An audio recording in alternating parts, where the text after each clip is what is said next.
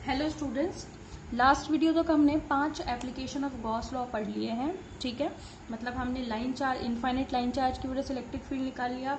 मैं सारा याद दिलाती हूँ, डेली याद दिलाती हूँ ताकि चीज़ें आपको क्लियर हो, टॉपिक्स क्लियर हो। कई बार टॉपिक समझ में आ जाता है लेकिन एग्जाम में आकर तो सोचने बैठ जाते हैं कि ये कौन सा वाला है। तो अगर आप ऐसे पीछे बैक एनालिसिस करते चलेंगे तो आपको चीज़ें जो हैं वो क्लियर रहेंगी, टॉपिक आपको क्लियर रहेंगे कि कौन से टॉपिक में क्या चीज़ है। ठीक है, तो अब तक हम इनफाइनाइट लाइन चार्ज की वजह से निकाल चुके हैं, infinite non conducting sheet, infinite conducting sheet, spherical shell और नॉन कंडक्टिंग स्फेयर की वजह से निकाल चुके हैं। तो आज हम पढ़ेंगे electric field intensity due to conducting sphere.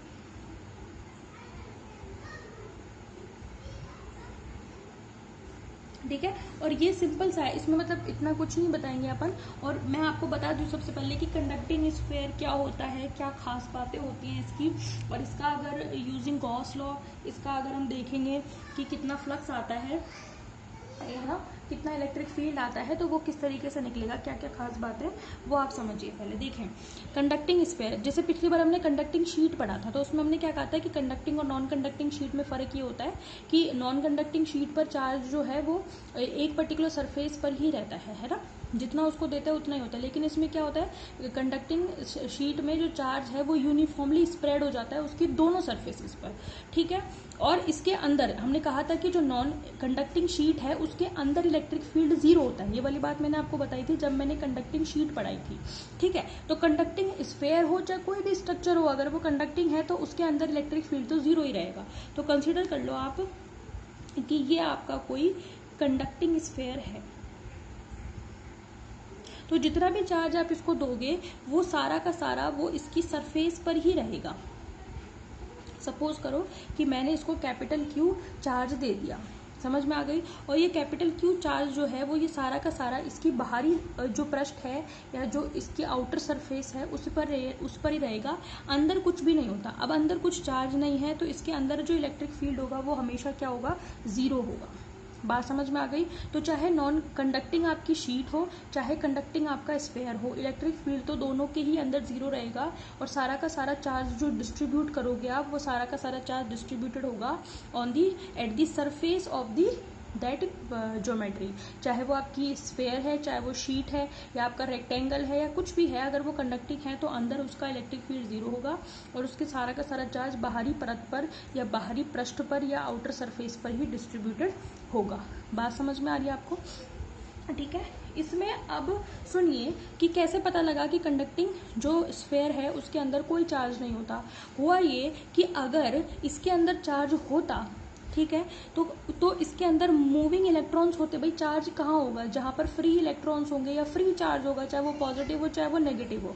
ठीक है, अगर फ्री चार्ज होगा तो इसमें इसके अंदर करंट फ्लो होना चाहिए, लेकिन करंट जो है वो बाहरी सरफेस पर ही होता है, अंदर की सरफेस पर कोई करंट पाया नहीं गया। इसलिए ये कहा गया कि कंडक्टिंग स्फीयर जो होता है उसके अंदर इलेक्ट्रिक फील्ड क्या होता है, जीरो। क्योंकि फील्ड तभी तो आएगा जब आपका मूविंग चार्ज होगा, सॉरी मूविंग नहीं, मूविंग चार्ज होगा तो मैग्नेटिक फील्ड आएगा, लेकिन चार्ज होगा तभी तो फील्ड आएगा। क्योंकि हम जानते हैं ई बराबर क्या होता है, एफ अपॉन क्यू, है ना, एकांक आवेश पर लगने वाला बल। जब अंदर चार्ज ही नहीं है तो फील्ड कहाँ से आएगा, इसलिए कंडक्टिंग स्फेयर के अंदर जो है फील्ड वो हमेशा जीरो होता है। तो ये जो कंडक्टिंग मेरा स्फेयर है वो किसकी तरह बिहेव कर रहा है, it behave like a spherical shell, और स्फेरिकल शेल की वजह से कितना इलेक्ट्रिक फील्ड होता है वो हम निकाल चुके हैं। ठीक है, तो this is conducting sphere and this behaves like a spherical shell. समझ में आ गई। तो कंडक्टिंग स्फेयर की वजह से जो इलेक्ट्रिक फील्ड इंटेंसिटी निकलेगी वो डिट्टो कैसे निकलेगी, जो हमने पढ़ रखा है, electric field intensity due to spherical shell. बात समझ में आ गई। तो इसको मैं नहीं कराऊंगी, तो पेपर में अगर आपके आ जाता है तो आप क्या बताएंगे, सबसे पहले तो आप इसकी खास बातें बताएंगे कि कंडक्टिंग स्फेयर क्या होता है। ठीक है, तो आप क्या बताओगे,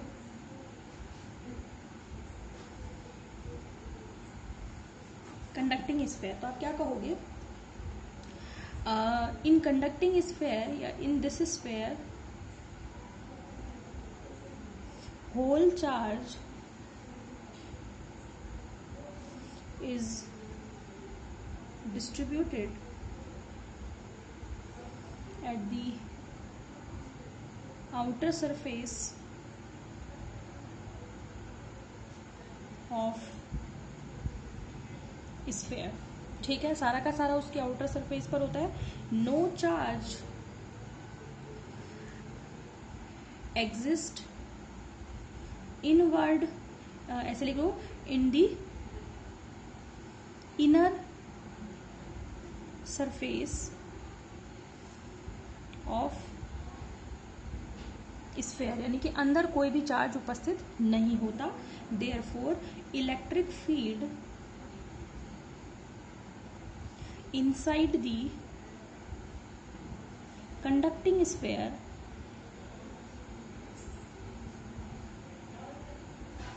is always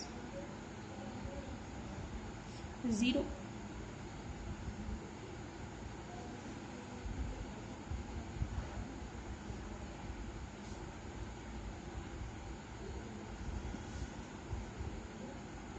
समझ में आ रही है बात? यानी कि E जीरो होता है inside the conducting sphere always. बात समझ में आ गई? तो ये आप बताओगे कि ये कंडक्टिंग स्फेयर होता है, तो आप क्या कहोगे? Therefore a conducting sphere behaves like a spherical shell. Spherical shell में तो यही तो था, स्फेरिकल शेल में हमने यही तो कहा था कि स्फेरिकल शेल वो होता है जिसमें सारा का चार्ज उसके बाहरी सरफेस पर होता है, अंदर नहीं होता। अंदर तो वो होता ही खोखला है, ठीक है, तो अंदर कोई चार्ज नहीं होता, कोई फील्ड नहीं होता किसमें? स्फेरिकल शेल में। तो स्फेरिकल शेल ही कंडक्टिंग स्फेयर है। बात समझ में आ गई? या यूं कह लीजिए कि कंडक्टिंग स्फेयर कैसे बिहेव करता है? कि स्फेरिकल शेल की वजह से तो इलेक्ट्रिक फील्ड जो होगा due to conducting sphere that will be same as spherical sphere. ठीक है, तो आप क्या कहोगे? therefore the electric field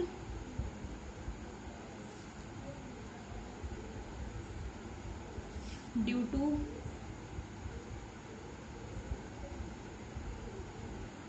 conducting sphere is the same as the spherical shell। तो ये बिल्कुल सेम, अगर आपके पास पेपर में आ जाता है तो आप पहले पेपर में बताओगे कि ये आपका कंडक्टिंग स्फेयर है, उसके अंदर इलेक्ट्रिक फील्ड जीरो होता है, ये सारी बातें उसमें बताओगे आप, और उसके बाद सारा का सारा सेम टू सेम आप स्फेरिकल शेल का शुरू कर दोगे। दोनों साथ में कभी भी नहीं आते कि स्फेरिकल शेल भी पूछ लेंगे, कंडक्टिंग स्फेयर भी पूछ लेंगे, ऐसा कभी नहीं होता। ठीक है, तो उसके बारे में आप निश्चिंत रहे। तो या तो कंडक्टिंग स्फेयर पूछेंगे या स्फेरिकल शेल पूछेंगे, और इसके अलावा पूछने को बहुत सारे टॉपिक है। तो बाई चांस अगर कंडक्टिंग स्फेयर आ जाता है तो आप ये सारी बातें बता करके उसके बाद पूरा का पूरा स्फेरिकल शेल वाला जो मैंने करा रखा है, ठीक है, अब outside the sphere, in surface of the sphere और इनसाइड दी स्फेयर, उसके बाद ग्राफिकल रिप्रेजेंटेशन भी किया हुआ है, वो सारा वही का वही आएगा।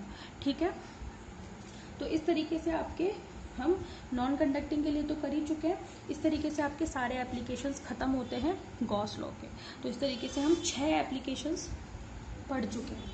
ठीक है, लाइन चार्ज की वजह से, शीट की वजह से, नॉन कंडक्टिंग शीट, इनकंडक्टिंग शीट, और स्फेयर, स्फेरिकल शेल, है ना, और एक नॉन कंडक्टिंग स्फेयर और कंडक्टिंग स्फेयर। तो इस तरीके से 6 हम पढ़ चुके हैं एप्लीकेशन ऑफ गॉस लॉ, और ये बहुत ही इंपॉर्टेंट है। इनमें से कोई सा भी आपसे पेपर में पूछा जा सकता है। समझ में आ गई? आपको किसी भी टॉपिक में इसमें लेकर इसको कोई भी इशू है तो आप मेरे से पूछ सकते हो, है ना, कमेंट कर दिया करो।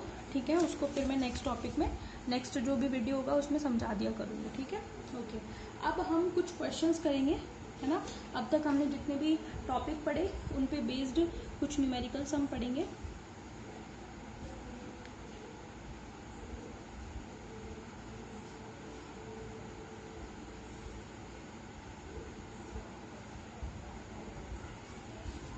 ठीक है, एप्लीकेशन ऑफ गॉस लॉ के ऊपर क्या है आपके क्वेश्चंस, वो देखें आप। सबसे पहले क्वेश्चन मैं आपको दिखा दूं।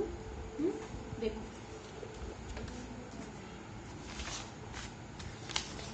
क्वेश्चन आपका ये है। ठीक है, क्वेश्चन क्या कह रहा है? क्वेश्चन कह रहा है कि on charging a conducting sphere. ठीक है, तो क्वेश्चन किस पे बेस्ड है? कंडक्टिंग स्फेयर पे बेस्ड है, इसको देखते ही पता चल रहा है। ठीक है, क्वेश्चन क्या है? ऑन चार्जिंग, यानी कि एक कंडक्टिंग स्फेयर को चार्ज करने पर ऑफ 10 सेंटीमीटर रेडियस। अब कंडक्टिंग स्फीयर की खास बातें बता रखी हैं कि उसकी रेडियस है 10 centimetre bye a charge of 1 microcoulomb. मतलब हमने एक कंडक्टिंग स्फीयर को जिसकी रेडियस 10 सेंटीमीटर है उसको 1 माइक्रोकुलाम चार्ज से चार्ज किया, ठीक है। Calculate the electric field at centre of sphere, यानी कि उस स्फीयर के सेंटर पर कितना इलेक्ट्रिक फील्ड होगा, ठीक है, at a distance of 5 centimetre from the centre of sphere. देखो 10 सेंटीमीटर उसकी रेडियस है, तो सेंटर से 5 सेंटीमीटर दूर, मतलब उसके अंदर, समझ में आ गई, यानी कि स्फीयर के अंदर फाइंड आउट करना है आपको at a distance of 10 centimetre. 10 centimetre मतलब आप उसके सरफेस पर आ गए क्योंकि रेडियस उसकी 10 सेंटीमीटर ही है। और फिर बताना है at a point at 15 centimetre, मतलब आउटसाइड दी स्फीयर, है ना। और बता भी रखा है इसने इन एयर, एयर मतलब सरफेस स्फीयर के बाहर। समझ में आ गई। क्वेश्चन आपका ये है और आपको दिख रहा होगा अच्छे से, ठीक है। तो क्वेश्चन समझ में आया कि एक कंडक्टिंग स्फीयर है, उसकी रेडियस है 10 सेंटीमीटर और उसको हमने 1 माइक्रोकुलम चार्ज से चार्ज किया, तो हमें उसके सेंटर पर, उसके अंदर, उसके सरफेस पर और उसके बाहर इलेक्ट्रिक फील्ड फाइंड आउट करना है, ठीक है। देखिए, ठीक है, देखें सॉल्यूशन देखें आप फटाफट, सिंपल सा है, फटाफट समझ में आ जाएगा। तो क्वेश्चन 1, क्वेश्चन समझ में आ गया। क्वेश्चन है आपका कि ये आपका एक कंडक्टिंग स्फीयर है। कंडक्टिंग स्फीयर है मतलब सारा का सारा चार्ज बाहर होगा। अभी अभी समझाया आपको कंडक्टिंग स्फीयर, और इसको चार्ज कितना दिया है, Q इज इक्वल टू 10 नहीं है 1 माइक्रोकुलाम, है ना, 1 माइक्रोकुलाम इसका चार्ज है ना। ये हमने इतना चार्ज इसको दिया हुआ है 1 माइक्रोकुलाम। अच्छा, अब क्या है, इसकी जो रेडियस है वो कितनी दे रखी है आपको, capital R is equal to 10 centimetre, ठीक है। अभी भी बताया कंडक्टिंग स्फीयर एक स्फेरिकल शेल की तरह बिहेव करता है। तो फटाफट देखिए स्फेरिकल शेल के सरफेस पर इनसाइड और आउटसाइड कितना इलेक्ट्रिक फील्ड होता है, ठीक है। तो कुछ भी चार्ज इसके अंदर नहीं होता, तो इलेक्ट्रिक फील्ड तो जो है अंदर जीरो होता है। तो सबसे पहला क्वेश्चन आपसे क्या पूछा है इसमें, पहला क्वेश्चन आपसे पूछा है सेंटर पर, सेंटर मतलब ये रहा सेंटर O, ठीक है। तो हम क्या कहेंगे, as we know in conducting sphere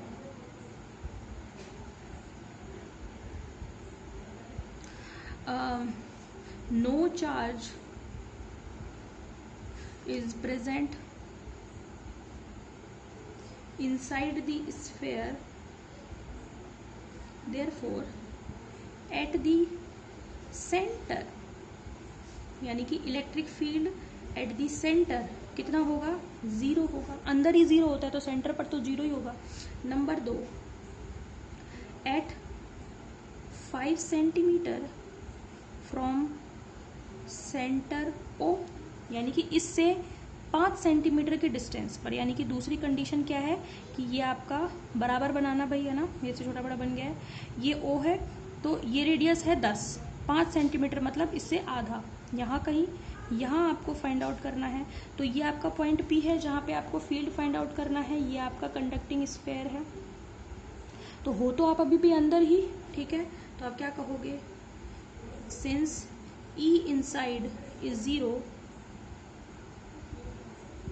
for conducting sphere, तो अंदर यहाँ भी क्या होगा, जीरो, क्योंकि सेंटर पर तो जीरो होगा ही, अंदर ही जीरो है तो सेंटर पर जीरो होगा, और 5 सेंटीमीटर डिस्टेंस पर है क्योंकि इसकी रेडियस है 10 सेंटीमीटर, तो 5 सेंटीमीटर में है तो मतलब हम अंदर ही हैं अभी भी, तो अंदर जीरो होगा। नंबर 3, एट 10 सेंटीमीटर डिस्टेंस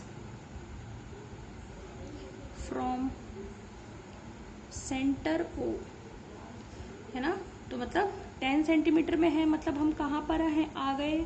हर उसके लिए नया डायग्राम बना रही हूँ ताकि आपको समझ में आए, ठीक है। ये आपका हो गया R, आप कहाँ हो, सरफेस पर, क्योंकि स्मॉल r आपको कितनी दे दी, 10 सेंटीमीटर, यहाँ पर स्मॉल r कितनी थी, 5 सेंटीमीटर, ठीक है। तो ये वाली रेडियस तो थी 5 सेंटीमीटर, अब है 10 सेंटीमीटर, सरफेस पर हो तो ई सरफेस हम जानते हैं कितना होता है, Q/4πε0 r², कैलकुलेट करोगे आप। Q आपको दे रखा है 4π, आप ε0 आपके पास होता है, वैल्यू पता है आपको, है ना, 1/4πε0 की वैल्यू 9 × 10⁹ होती है ना, वो रख सकते हो आप। इसके अलावा आर की वैल्यू जानते हो, इसमें अब पाई एप्सिलॉन नॉट इनकी वैल्यू अलग अलग रखने की जरूरत नहीं है। हम जानते हैं कि 1/4 पाई एप्सिलॉन नॉट की वैल्यू 9 × 10⁻9 होती है, तो सीधा वो रखो, ठीक है। रेडियस आपको पता ही है आर 10 सेंटीमीटर है, कैलकुलेट करना है ना। जब आप कैलकुलेट करोगे सारी चीज़ें रख के तो आंसर आएगा 9 × 10⁵ न्यूटन पर कुलाम, जिसको जो रखोगे उसी का आएगा, है ना। At 15 centimetre from centre O, 15 centimetre की डिस्टेंस पर, यानी कि बाहर यहाँ कहीं बिंदु पी है, ये डिस्टेंस स्मॉल आर कितनी होगी 15 सेंटीमीटर। सारा का सारा चार्ज सरफेस पर होगा, मतलब आउटसाइड ऑफ दी स्फीयर निकालनी है अब की बार हमें। तो ई आउटसाइड का formula capital Q upon 4 pi epsilon naught small R square. तो स्मॉल आर तो आपके पास 15 है भाई, आर की वैल्यू यहाँ पे 15 रख देना, ठीक है। बाकी सारी चीज़ें वही रखोगे तो आपका आंसर आएगा 4 × 10⁵ न्यूटन पर कूलम। समझ में आ गई। तो टॉपिक अगर क्लियर है तो न्यूमेरिकल करने में समझने में कोई दिक्कत नहीं आने वाली आपको, तो आप जोर दीजिए टॉपिक समझने में, फिर अप्लाई कीजिए क्वेश्चन। ये क्वेश्चन भी जिस बच्चे को खुद करना है वो वीडियो को मत देखो आगे, पहले क्वेश्चन को देख लो, है ना, सॉरी क्वेश्चन को देख लो, हाँ, उसके बाद उसका सोल्यूशन खुद करो, ठीक है। सोल्यूशन बाद में देखो, आंसर मिलाओ बाद में, ठीक है। और बाकी नहीं भी कर रहा है कोई बच्चा खुद से तो अच्छे से समझ लो, फिर सेकंड क्वेश्चन तो एटलीस्ट खुद करो, इस तरीके से चीज़ें समझ में आती हैं, ठीक है। ओके, कल हम एक दो न्यूमेरिकल और देख लेंगे बाकी सारे टॉपिक पर बेस्ड, फिर नया टॉपिक शुरू करेंगे, ठीक है। Okay, thank you.